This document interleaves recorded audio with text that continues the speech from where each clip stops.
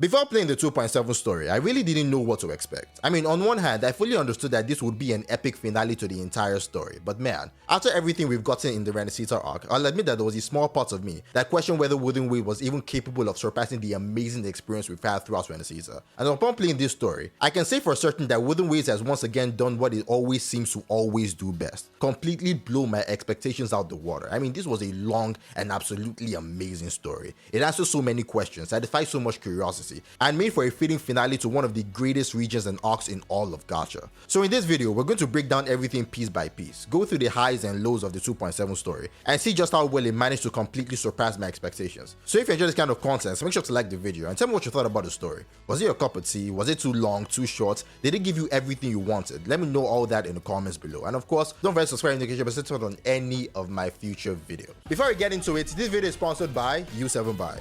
Where you're looking for a cheap, safe, and trusted digital marketplace for all things Gacha, U7Buy is the best choice. U7Buy offers unbeatable pricing for top-ups in your favorite Gacha, up to 25% off, and still 10 to 15% cheaper than official platforms. And here's how easy it is to top up. Simply enter your account UID and server, and your top-up will be processed instantly. Join over 100 million satisfied customers worldwide and check out the 30,000 plus positive reviews on Testpilot. So the question is, do you want the best deals for your in-game top-ups? Then simply click the links in the description or pinned comments below to save even more. And here is where you can save extra. When you are checking out, simply enter my discount code TNP to save an extra 3% on already low prices. U7Buy, your gateway to the best gaming top-up deals, fast delivery, and unbeatable prices. So thank you U7Buy for sponsoring this video, and now let's get into it. A couple days back, we made a little video where you guys predicted what might happen in the 2.7 story. So as we break down this story piece by piece, we're going to bring that video back from time to time to see just how right or wrong we were. I think this will be a fun little exercise to see just how good we've become at predicting the story of Wuthering Waves. Now, going into the story, we start 2.7 by visiting Raguna, and right away, something feels off. The sky is dark, the echoes are dull, even the people seem drained. But in the middle of all that gloom, we see Bright and Rochia performing a play, and instantly, even without anyone telling us, you can tell what the goal is: to lift the spirits of the people, and it works. By the end of the play, you can actually feel the energy shift. The people watching seem lighter, more hopeful. But then things take a strange turn because we experience a vision, a chilling one where we see all our comrades fallen. And as we approach each one, we hear a voice in our head. It is Cristoforo telling us exactly how each one of them fell, what made them weak, and how they were defeated. And that single moment tells us two big things. Firstly, we're going to be involved with everyone in the Renascita story, both in Raguna and Septimus, the entire crew. And second, with Cristoforo's voice in that vision, it is clear that the Fraxidus is going to play a major role in everything that follows. It's honestly such a clever way for Wuthering Waves to foreshadow what is coming, to show us who is involved and hint at the scale of what is ahead. But that is not all, because among those fallen figures, there is someone else. We see a dead Cardia, which perfectly falls in line with the very first prediction we made in the earlier video. But as much as I like to give you all a big W for that prediction, the game kind of confirmed my original response to it. And just to refresh your memory, here's what I said about Cardia dying. I don't think the game is going to kill her off, because for one, Wuthering Waves has never actually killed a character. Yes, we've seen close calls before, like with Folova, but even then, the game stopped short of going all the way. And that can be seen in the fact that she plays a big role in the story that we're entering in 2.7. And then there's also the business side of it. Cardia is a massive fan favorite, possibly one of the most sold characters in the game, and as much as Kuro wants to tell a great story, they still have to think about what keeps players invested. And the game really makes it very clear right from the start that Cardia's death is basically a nothing burger. There's really no reason to be tense or emotional about it.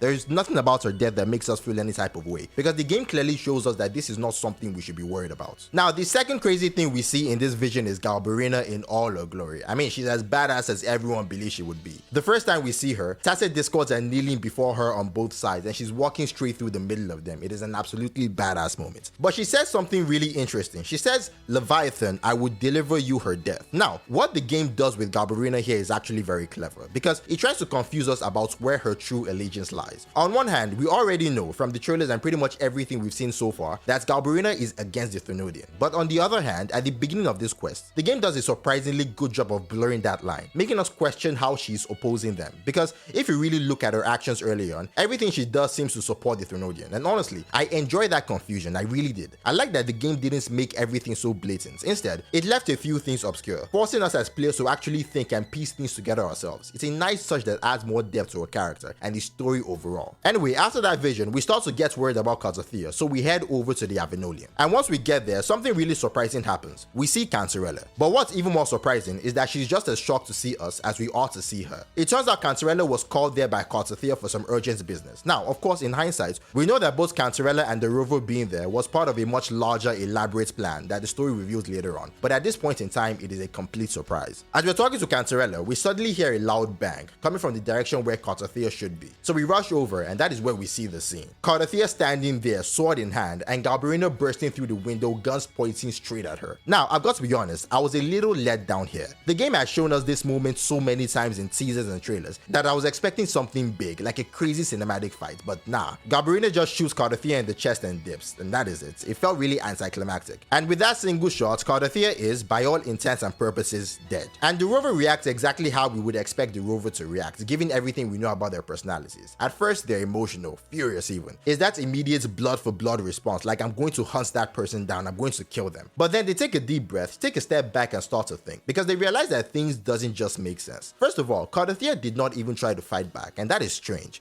because regardless of whether or not Galbarina uses guns, Cardia is easily strong and fast enough to put up a real fight against her. She's one of the most powerful characters in the entire game. So it is not far-fetched to say that she could have even won that fight, but she did not fight at all. And what's even stranger is the setting. The Ainolum is supposed to be only known by the Phasaelians and the rover, yet somehow, Galbarina not only infiltrates, but goes straight to Cardia's exact location. And that is insane because the Ainolum is completely under Cardia's control. So even if Galbarina somehow found her, there is absolutely no way Cardia wouldn't have known Galbarina was coming for her. And when the rover sits down to really think about all of this, it hits him that this is way too strange to be a coincidence. It is too easy, too clean. There has to be something deeper going on here. And with that realization, the rover decides to go after Galbarina to find out what is really happening. And I really appreciate this side of the rover because honestly, this is not new. We have always known the rover to be like this, calm, calculating and sensible. They don't just rush in blindly, they always take a step back to assess the situation and think 2 steps ahead. And I love how mature this is. No reckless outbursts, no pointless rage, just logic, awareness and control. And this really shows how Wuthering Waves continues to build the rover's character. It actually reminded me of the contrast between this and the Frolova story quest because back then, we saw what many people consider the downside of that same mindset. The hypocrisy of the rover trying to talk Frolova out of achieving her dreams. But now we're seeing the good side of it, the ability to recognize that Galbarina had a plan even without knowing who she truly was. Anyways, the rover decides to hunt down Galbarina using the shell casing she left behind, and following the frequency trail, the rover eventually arrives at a spot where we see a familiar face, our good old friend Avidius. Now before continuing with the story, I have to say a few things about Avidius. First off, Wuthering Waves did not need to create this character. If you're being honest, the story would have played out pretty much the exact same way whether Avidius existed or not. Even after seeing the conclusion of this arc, I can say that the overall plot would not have drastically changed with or without him. But despite that, Avidius is such a spectacular character. He is incredibly well written, memorable in a way most NPCs, even playable characters, just are not. Wuthering Waves did an absolutely brilliant job making him stand out, turning what could have been a side character into someone unforgettable. And later on, I'll make a video fully analyzing the videos, going into all of his nuances, and showing just how incredible this character is. Anyway, back to the story.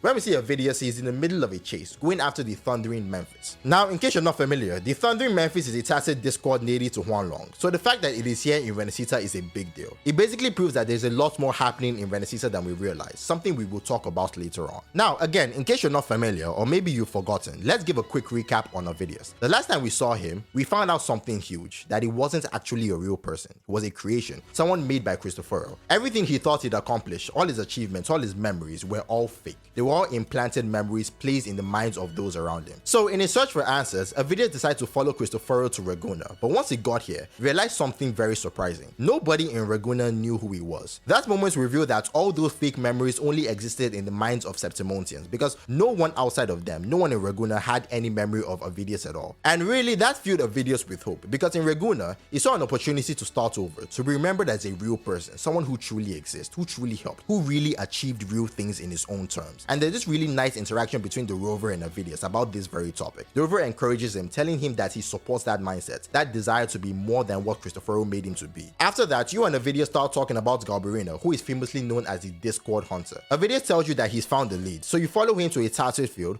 where you finally face the Thundering Memphis, the same creature Avidius has been hunting down this whole time. And during that fight, something really interesting happens. You hear Galbarina's voice supporting you from the shadows, which pretty much confirms that she's on your side, or at least appears to be. That moment adds adds another layer of mystery to her character because it's one of the first times we see her indirectly helping the rover. Anyway, after leaving the Tacit field, we try to locate Galbarina using the Dark Tide itself. Apparently, the rover has some kind of telepathic ability, which honestly I never knew was a thing until now. The rover taps into that power and senses that there's a commotion happening in the Avarado Bank, where Carlotta and Zane are currently located. So naturally, our next destination becomes the Avarado Bank. When we finally get there, things escalate fast. We're immediately hit with a ton of major revelations. First off, while we were busy dealing with everything in the Ainolum, Raguna got invaded by Tacit discords. And by the time we arrive, it is complete chaos. People are evacuating, soldiers are fighting, and the whole area feels like a war zone. But that is not even the craziest part, because this is also where we finally run into Galbarina. As we're talking to Carlotta and Zane, we hear gunfire, and when we rush in to check, we see Galbarina straight up killing people, which completely flips our perception of her again. I mean, one moment she's helping us, now she's slaughtering civilians. It is like, what side is she even on? But then there is a twist. It turns out the people she killed weren't actually people at all. They were Tacit discords disguised as humans. And really, that changes everything, because that kind of ability should not even be possible. Tacit discords have never been shown to mimic humans like this. And just when we think things couldn't get any more intense, we see Fenrico, but right away, it is obvious that this is not the real Fenrico. Now, there were two things I noticed in this entire scene. Firstly, how dynamic the movement is. Fake Fenrico summoning these swords out of thin air, the sword stabbing through Galbarina and pinning her to a pillar.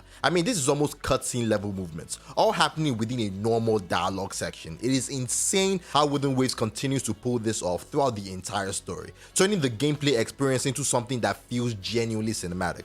And secondly, I would be beyond remiss if I did not call out the blatant Devil May Cry references surrounding everything with Galbarina, especially in the scene where she gets stabbed and pinned to the pillar. I mean, this is a one-to-one recreation of when Dante was stabbed and pinned in Devil May Cry 4, and these kinds of references are scattered throughout the entire game, and it's really cool noticing them. Anyway, it doesn't take long for this fake to reveal its true nature. It is actually a Tacit discord disguised as Fenrico. Then comes the fight. We go head to head with a disguised Tacit discord, and during the battle, it becomes clear that what it is really after is the civilization capsule, the relic that we've been carrying. Now, just to refresh your memory, this relic is the same one we got from the Earthfriend Wedge, the same one we were told originated from the Imperator. Clearly, it is something that both the Tacit discords and the Threnodian desperately want. As the enemy tries to take it, the capsule forms a wormhole essentially, and we see that you, Avidius, and Galbarina managed to find your way inside. Now, the next section is where Wuthering Waves does something that honestly kind of frustrates me, because inside the relic, we discover that there's an entire dimension, a vast otherworldly space contained within it. But then, as we make our way deeper into this realm, heading toward where you eventually meet Imperator, something happens that completely threw me off. We see Lucia. Now, for anyone who does not remember, Lucia is the unknown god, the same mysterious figure we saw right at the beginning of Wuthering Waves. So that should have been a massive jaw-dropping moment, because this is a seriously important character. But Wuthering Waves does absolutely nothing with this, because we do not interact with her, we do not even acknowledge that she is there. She just appears for a brief moment, then disappears like nothing happened. And I get it. The game is probably trying to show Lucia's involvement with everything that is happening in this story, but honestly, if the game was not going to address her presence in any meaningful way, I feel like they shouldn't have shown her at all. It just felt like unnecessary hype, like teasing something huge only to pull away for no reason. Anyway, when we finally reach the core of the relic, the place we were meant to find, we come face to face with Imperator. And here we get what might honestly be one of the best examples of interactive storytelling I have ever seen in a gacha game. Imperator begins to tell us the history of Renascita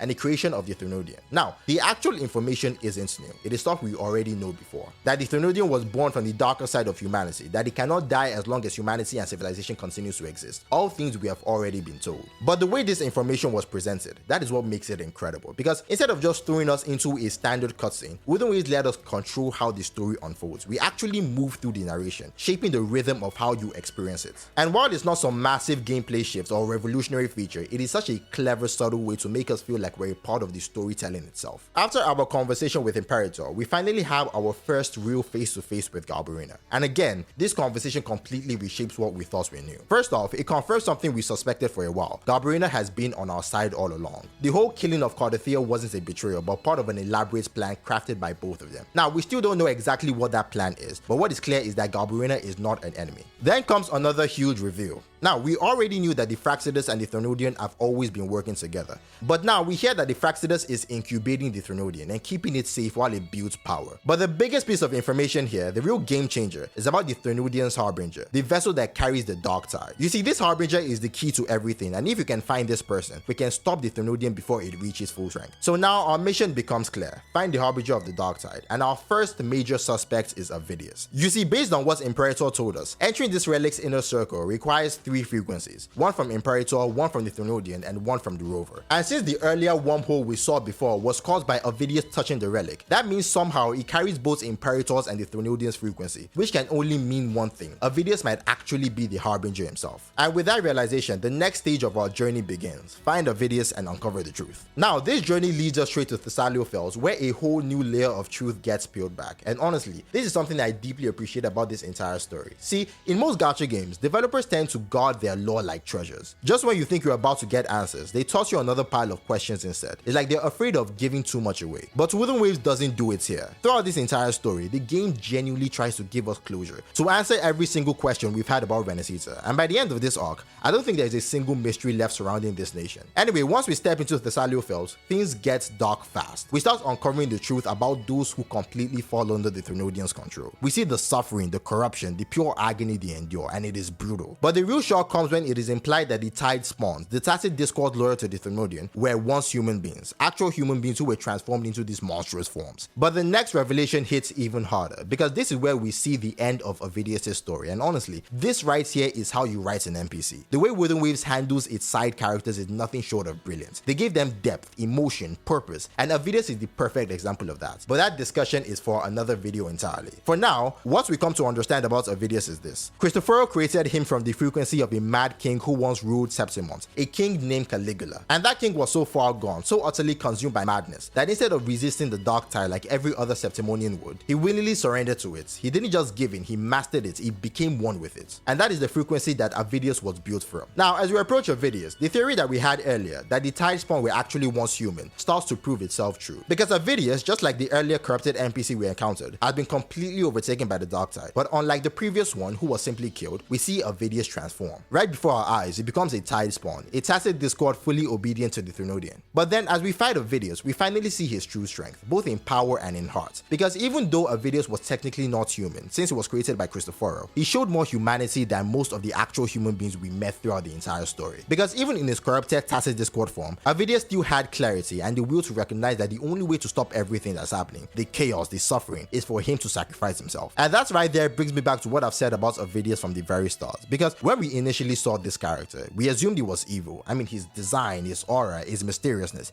everything screamed villain. But the deeper you looked, the clearer it became that every single action he's taken has been rooted in something good. This is someone who was literally born from evil, a being created from the essence of darkness itself. And yet, he chose time and time again to fight against that nature. All the way to his dying moments, he chose to be good. And that is phenomenal storytelling from Kuro Games. Avidius isn't just a great NPC, he is unforgettable. The kind of character who stays with you years later, no matter how far the story goes. Anyway, after we defeat Avidius, Cristoforo shows up, classic villain energy to mock everything Avidius stood for. He calls him weak, taunts us, and does what every self-proclaimed mastermind does right before we think we have won. And honestly, after fighting Avidius and seeing Cristoforo, you think that the story could not get any worse than this, but no. Wuthering Waves decided to close things out on one of the wildest notes imaginable, because when we finally return to our allies, two massive revelations hit us back to back. First, we see that the Threnodian has completely taken over Cardia. Now yes, this is part of a larger plan we've heard about, but witnessing it firsthand really drives home how dangerous and unpredictable this plan actually is. It is brilliant, but it is also terrifying, because it could succeed or completely backfire in the worst way possible. And then comes the real bombshell. The Harbinger that we have been searching for this entire time wasn't Avidius, it wasn't anybody else, it was the rover himself. The protagonist we have been playing all along turns out to be the very vessel that the Threnodian has been looking after from the start. And that twist was insane. It was the perfect way to end part 1 of that story. Massive, shocking, and full of implications for what is coming next. And really, part 1 was a massive step up in storytelling. I mean, this part genuinely delivered answers, so many of them, and that is what made it so satisfying. We finally learned about Leviathan's origin, what happened to Imperator, and what is currently going on with Leviathan itself. The story didn't dance around mysteries or waste our time, it rewarded us for following along. Pair that with the strong pacing, the emotional weight, and the high quality action scenes, and everything just came together beautifully. Easily a solid 8 out of 10. Now, as much as I would love to jump straight into part 2, putting both videos together would be way too long, even by my standards. But not to worry, you won't have to wait too long for the part 2.